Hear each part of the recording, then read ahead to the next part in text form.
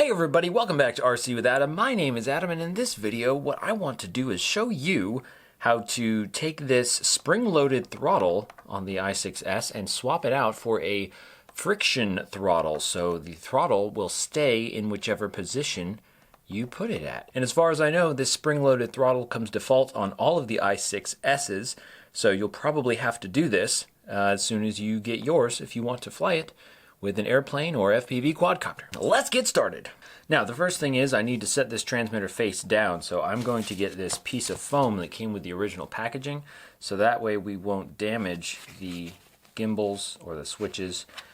Step one, we're going to take out the batteries, so that way we don't accidentally short anything electrically. Step two, we're going to pull off these rubber grip covers, and then we're going to remove the 4 screws that are holding the 2 halves of the transmitter case together.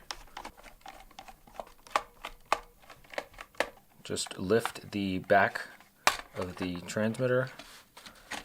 Now here you'll notice we have 2 wire connectors. This one is for the battery power, and then this one is for the little switches on the back. So I'll just go ahead and gently pull those out and just wiggle it right out.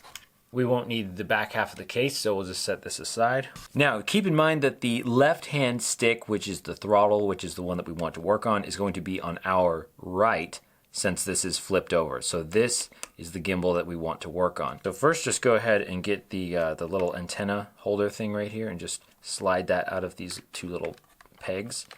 And we'll just set that aside so we can get to everything. The next thing I'm going to do is remove this little spring off of this hook right here. You see this little hook, and I'm just going to use some tweezers here, or some pliers, and just pull that spring off just like that, and we'll set it aside. And we can also just slide off this little piece right here. So this piece right here is actually the spring tensioner.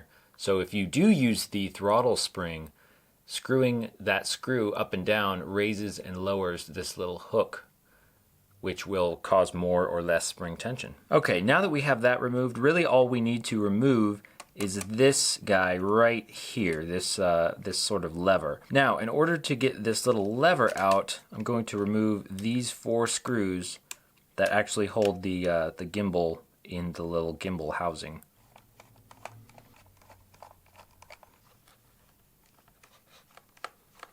And these screws look like that. And as far as I can tell, they're all identical. Now, with these 4 screws gone, what we can do is kind of lift up these plates here that hold the gimbal in place. So sometimes they come up easily, sometimes you kind of need to help them along.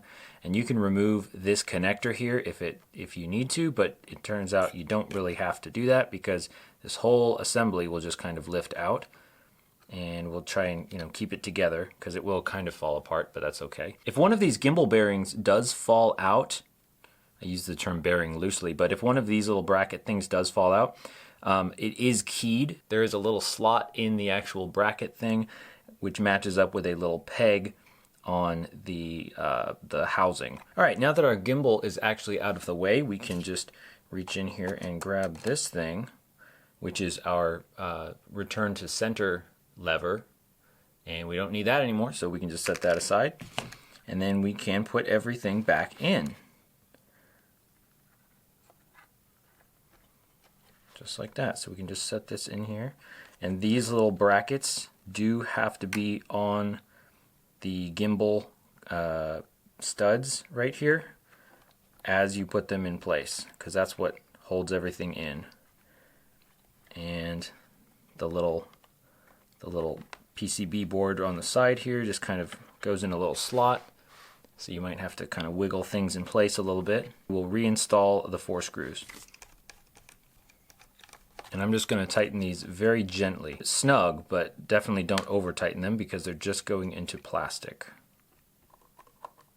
Let's just check and make sure everything moves freely, which it does. Moves very freely. Now, see, so you think, well, I could just keep it like this. And you kind of could, because really if you keep your sticks on the throttle all the time, like if you're flying a quadcopter, then it might not matter so much.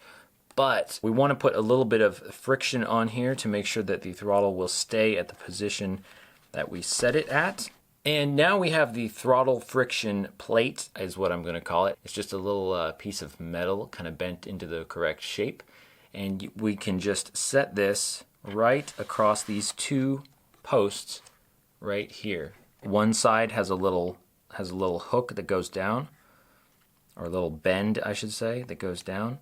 And that kind of fits in place right there. And then you just use the two screws that come with the plate, and you just screw that in place and then tighten it down to however much friction you want there to be. So if you want your throttle really tight, just tighten the screws down tighter. Another option is to just use something like a zip tie. In another video I showed how I used like a piece of plastic from like a Tupperware lid, and that worked quite well, but you can also use a zip tie and use the smooth side, not the textured side, although maybe the textured side would be good if you wanted more friction and sort of like a locking type of situation on your throttle. So what I did here is I just cut a piece of zip tie, and I have it so that the smooth side is facing down towards the gimbal, and it works just fine. And the holes in the zip tie measure just about 39 millimeters from center to center, and the entire length of this thing measures right about 45 millimeters-ish, 46.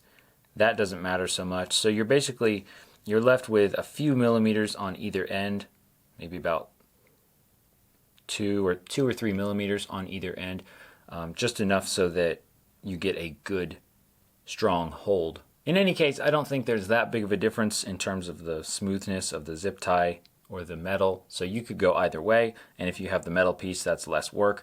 But in case you don't have the metal piece, there's always the plastic zip tie option, and I'll keep using the plastic zip tie just to see how well it performs and kind of see if it wears out. Now for the zip tie, I'm going to actually screw these screws in all the way so that the zip tie is at the very top of the screw.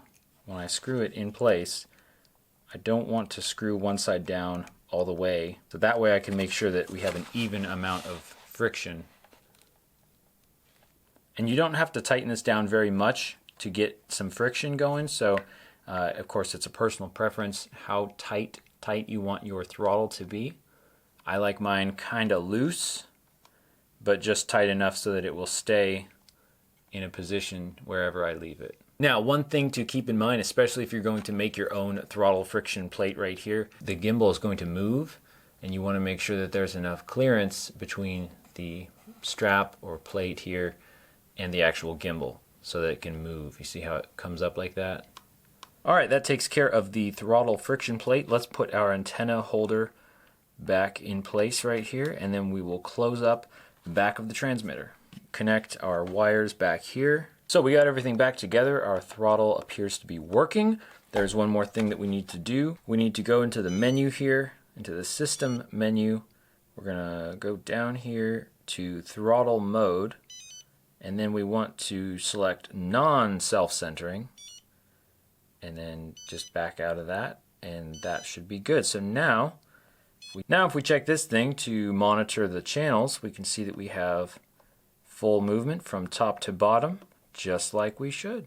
And that is going to do it, friends. Thanks for watching. I hope this was helpful to you. If it was, let me know. And if you're still confused about something, leave a comment. Maybe I or someone else will be able to help you. If you enjoyed this video, you might love this other video right over here. Thanks for watching, everybody. I appreciate you. I appreciate your time. And I will see you again very soon.